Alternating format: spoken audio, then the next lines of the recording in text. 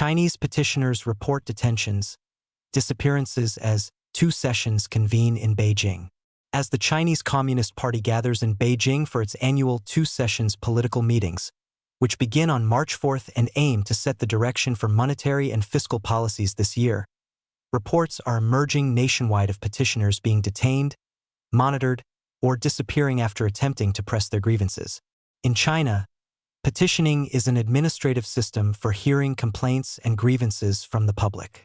Many petitioners travel to Beijing to seek justice for their grievances. In practice, the petitioning process is merely a formality.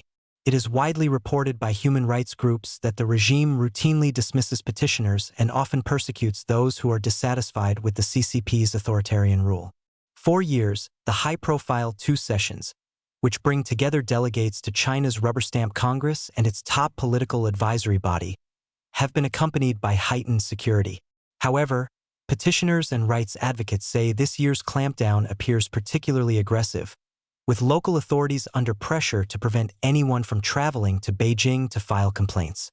Petitioners who spoke to the Epoch Times allege that regime officials have resorted to forced pledge signings, temporary detentions, and round-the-clock surveillance to ensure what authorities call zero petitions during the politically sensitive period. Petitioners describe pressure removal. One petitioner from Baotou, China, who identified herself only as Chi-Chi for security reasons, told the Epoch Times that she was summoned to a local police station on March 2nd and pressured to sign a written pledge. She said the document required her to promise not to travel to politically sensitive sites in Beijing, including Tiananmen Square, the Zhongnanhai Leadership Compound, foreign embassies, and venues hosting major meetings and events. Get detained as soon as they buy a train ticket, she said.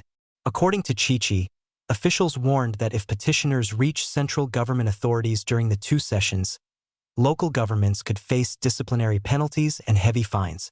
They're abusing their power to suppress ordinary people, she said. Several petitioners staying in Beijing ahead of the meetings have gone missing after encounters with state security personnel. On March 2nd, Sun Erong and her son from Shandong province were allegedly threatened at their Beijing residence by personnel tasked with maintaining stability, a broad term used in China for domestic security operations. According to online accounts from fellow petitioners, individuals repeatedly knocked on Sun's door the night before. When she did not respond, her electricity was cut off. She also received a phone call from local officials, which she did not answer. Witnesses allege that security personnel attempted to enter through a window. Several hours later, she could no longer be reached by phone.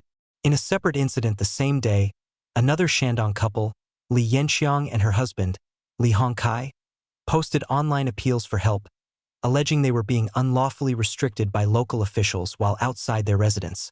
Tong Xiaoxing, a petitioner from Fuzhou, China, was surrounded by dozens of security personnel from his home district while staying in Beijing on March 1st, according to fellow petitioners. By mid-morning, he had allegedly been escorted out of the capital city and sent back to his hometown. His phone later went unanswered.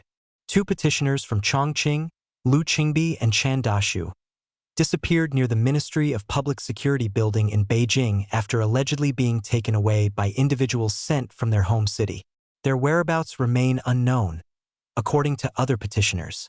Another petitioner from Chongqing, Liu Guangfen, has also lost contact with family. Preemptive warnings, disappearances. Even those who have not traveled to Beijing describe being subjected to controls. Sun Jinxiu, a petitioner from Gansu province, told the Epoch Times that she was stopped by armed police on February 28th while visiting a friend for the Lunar New Year holiday. She was taken to a local police station and held briefly. She said that later, local officials transported her to a rural police station, where she remained confined in a vehicle until late at night. I have a 90-year-old sick mother at home who needs care, Sun said, describing the measures as excessive and unlawful.